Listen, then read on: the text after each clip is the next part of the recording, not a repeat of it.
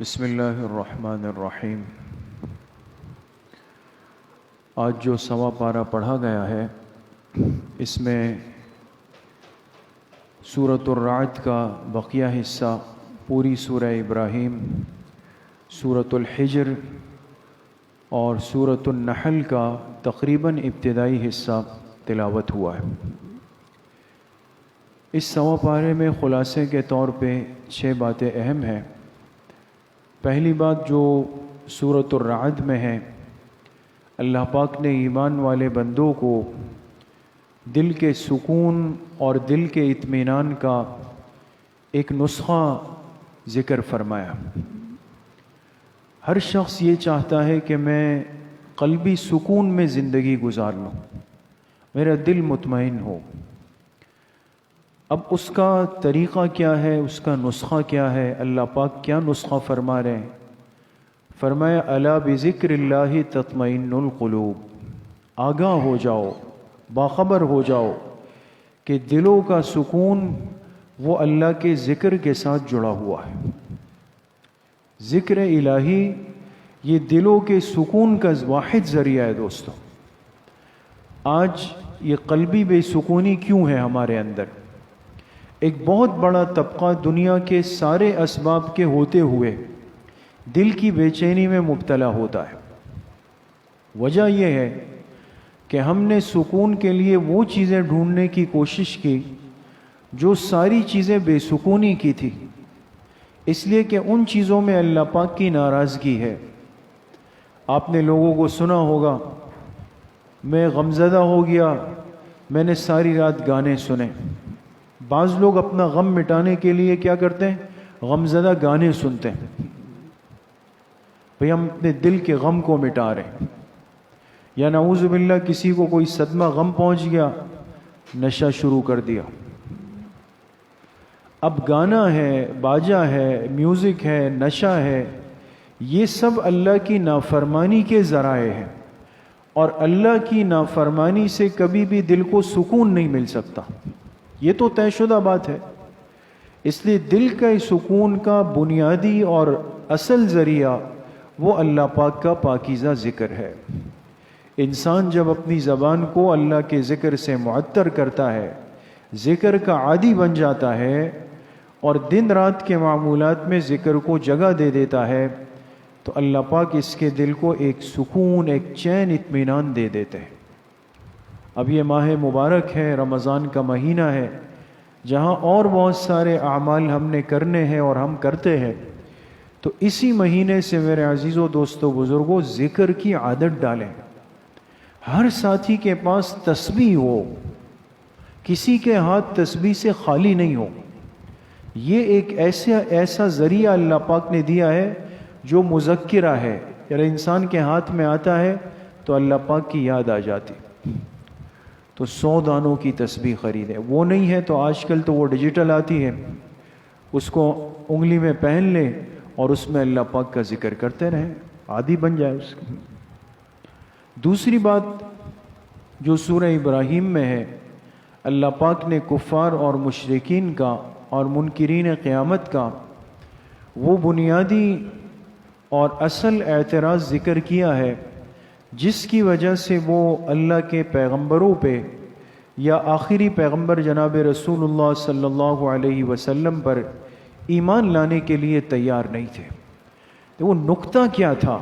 وہ اصل چیز جس کی وجہ سے یہ آنے سے رک رہے تھے، کہتے تھے بھئی ہم اس شخص پہ کیسے ایمان لائیں، اس کو کیسے اللہ کا نبی مان لیں، یہ تو ہمارے ہی طرح بشر ہے، ہمارے ہی طرح انسان ہے۔ تو جو ہمارے معاشرے میں پیدا ہوا، ہمارے سامنے جس کا بچپن ہے، لڑکپن ہے، جوانی ہے، جس نے شادی کی ہے، نکاح کیا ہے، جو کھاتا پیتا ہے، چلتا پھرتا ہے، ہماری طرح کا انسان ہے، اس کو ہم نبی مان لیں، یہ سمجھ میں نہیں آ رہا۔ یہ وہ اعتراض تھا جس نے ایک بہت بڑے طبقے کو ایمان علی النبوت سے محروم رکھا ہے۔ اللہ پاک نے اس کا قرآن کریم میں مختلف موقعوں پہ جواب دیا، اور سورہ ابراہیم میں خاص طور پہ دیا۔ کہ تمہارا یہ اعتراض بالکل بے جا ہے، بے ڈھنگا اعتراض ہے کہ بھئی پیغمبر انسان ہے، بشر ہے. تو اللہ پاک نے فرمایا اس لیے کہ تم بشر ہو، تم انسان ہو، اور تمہاری اصلاح کے لیے تمہاری جنس میں سے آنا ضروری ہے. انسان کس سے سیکھے گا؟ آج تک کبھی ایسا ہوا کہ کسی نے کہا ہو کہ جی میں فلاں طوطے سے کتاب پڑھتا ہوں؟ نہیں ہے نا. پرندہ کتنا ہی قیمتی ہو، کہتے ہیں بھئی یہ بولنے والا طوطا ہے. اچھا جی کیا بولتا ہے؟ یہ سلام کرتا ہے، اور یہ باجی کا نام لیتا ہے، اور یہ السلام علیکم کہتا ہے. 3-4 جملے اس نے بول دیے، وہ طوطا بولنے والا بن گیا، اس کی قیمت بڑھ گئی ہے نا. لیکن طوطا استاذ نہیں بن سکتا. جانور پر انسان کتنی بھی محنت کر لے، یہ 4 سے 5 8 10 عادتیں باتیں سیکھ لے گا. یہ تو اللہ پاک نے انسان میں صلاحیت رکھی ہے. اپنے صفت علم کا حصہ اللہ نے انسان کو دیا ہے، اس کو علم سے نوازا ہے. تو انسان کی اصلاح انسان سے ہوگی. انسان کی اصلاح غیر انسان سے ہو ہی نہیں سکتی. فرشتہ سراپا نور ہے، وہ آ جائے اپنی اصلی شکل میں تو ہم تو سب گر کے مر جائے، ختم ہو جائے. اس لیے جتنے پیغمبر دنیا میں آئے، یہ یاد رکھے، یہ عقیدہ ہے ہمارا ایمانی کہ وہ دائرہ بشریت میں آئے، انسانوں میں سے آئے. سب پیغمبر انسان تھے، یہ قرآن سے ثابت ہے. ہاں لیکن پیغمبر ہم جیسے نہیں تھے، ہم میں سے تھے، ہم جیسے نہیں تھے. یہ کہنا بے ادبی اور غلط ہے کہ میں کہوں کہ جی میرے اور آپ کی طرح تھے. پیغمبر کا تو مقام ہے، پیغمبر کے ساتھ تو وحی کا رشتہ ہے، اللہ پاک سے ایک کنیکشن اور رابطہ ہوتا ہے. پیغمبر کی جو شان اور مقام ہے اس کو ساری دنیا کے انسان مل جائے تو پیغمبر کے قدم مبارک کے ایک ذرے تک نہیں پہنچ سکتے. مقام اور مرتبہ تو بہت عالی ہے، لیکن یہ طے شدہ ہے کہ انسان کی اصلاح انسان کر سکتا ہے.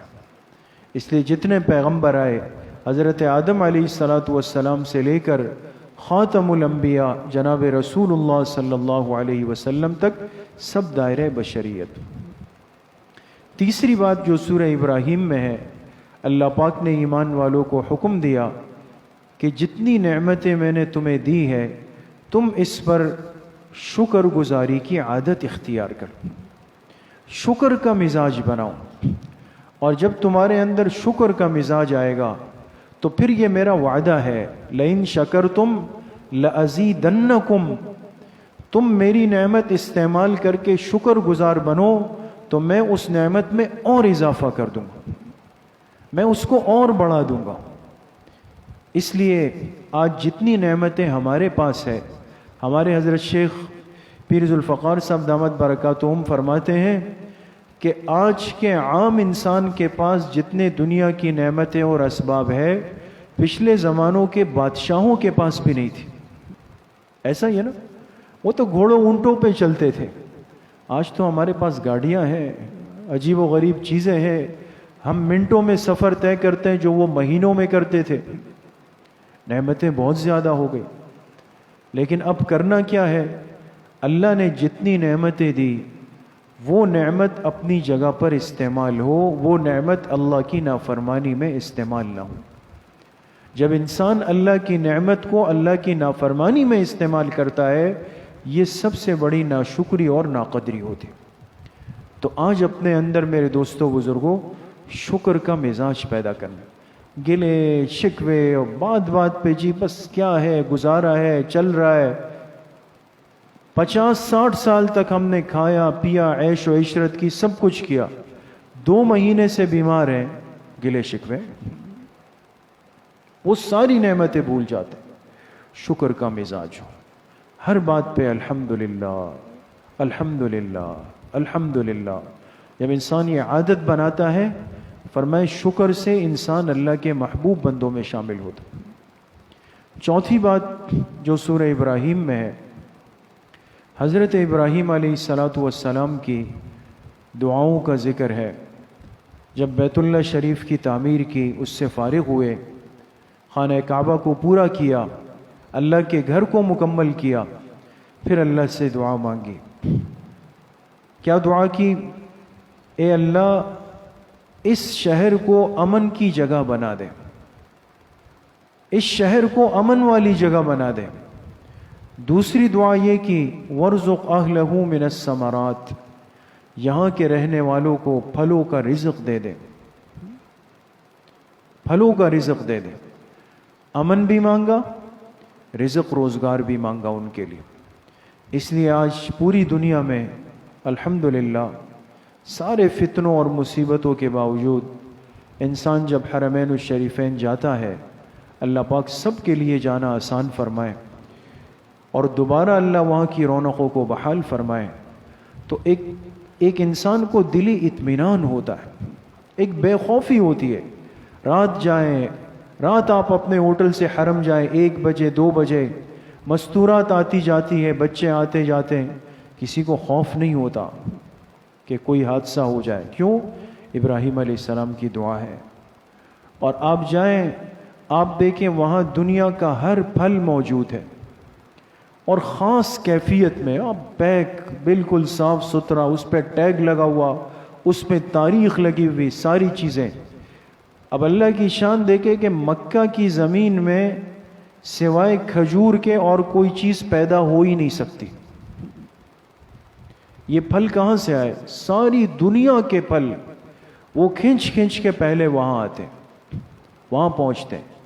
آپ کے پاکستان کے جو بیوپاری ہے، یہ ان کا کہنا ہے کہ جتنے باغات کے پھل اترتے ہیں، سب سے اعلیٰ معیار کے پھل پیک ہو کر حرمین جاتے ہیں، پہلے وہ وہاں پہنچتے ہیں، اس لیے کہ پیغمبر کی دعا ہے۔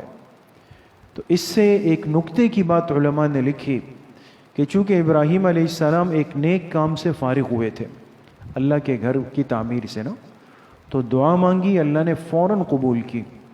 اس لیے جب بندہ کسی نیک عمل سے فارغ ہو تو کیا کرے؟ فوراً دعا کر لے۔ اس لیے کیا کہتے ہیں؟ افطاری کے وقت دعا کرے، اس لیے کہ ایک نیک عمل پورا ہو رہا ہے۔ تراویح جب 20 رکعت پوری ہوتی ہے، ہم کیوں دعا کرتے ہیں؟ اس لیے کہ ایک عمل پورا ہو گیا۔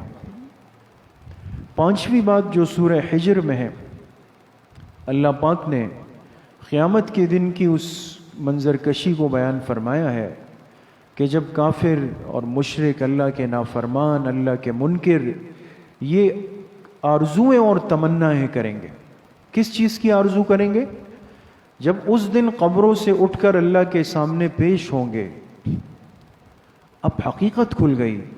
اوہو، جس چیز کو مذاق سمجھتے تھے، جس چیز کا انکار کرتے تھے کہ بھئی مٹی میں ملنے کے بعد کون اٹھے گا اور کس کا حساب کتاب ہوگا اور کیا ہوگا کیا نہیں ہوگا، جس کو مذاق سمجھا آج آنکھوں کے سامنے آ گیا، تو کہیں گے ہائے کاش ہم نے تو ساری زندگی برباد کر۔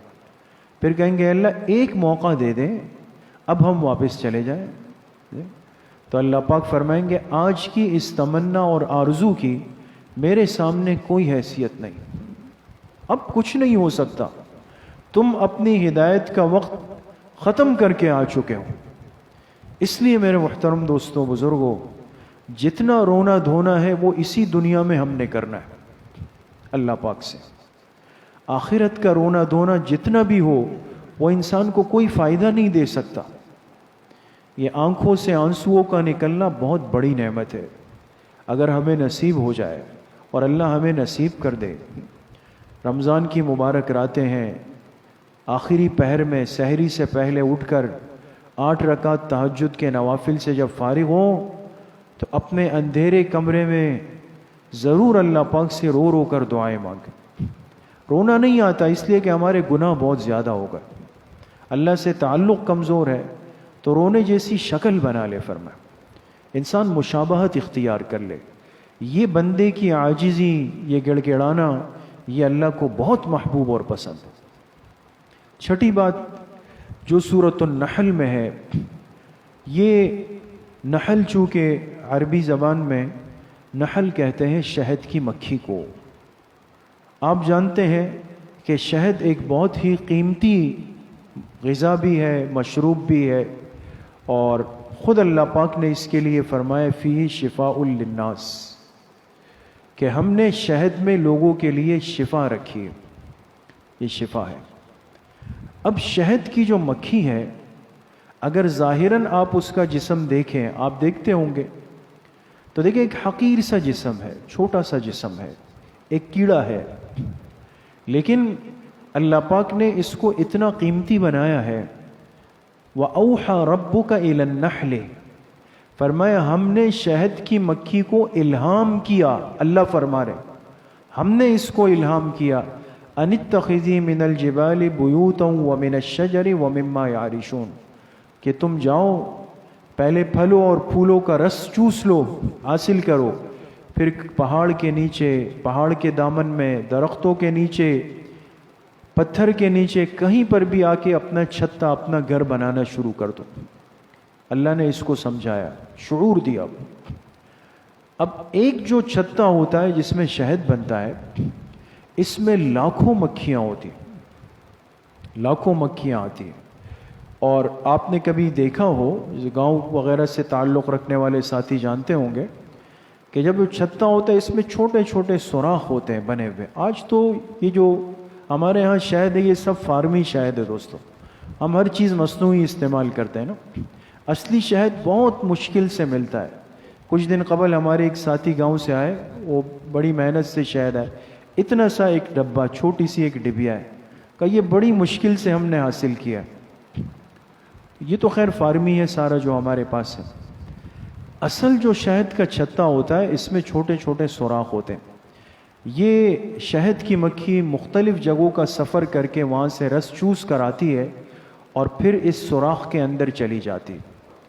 اب یہاں مفسرین نے اتنی عجیب باتیں لکھی ہے کہ اب اس میں اتنے سوراخ بنے ہوئے کہ انسان گن نہیں سکتا، لیکن ایک مکھی جب ایک سوراخ سے ایک مرتبہ چلی جائے تو پھر آئندہ ہمیشہ اسی سوراخ سے جائے گی، وہ اپنے گھر کا دروازہ خطا نہیں کر سکتی ہے۔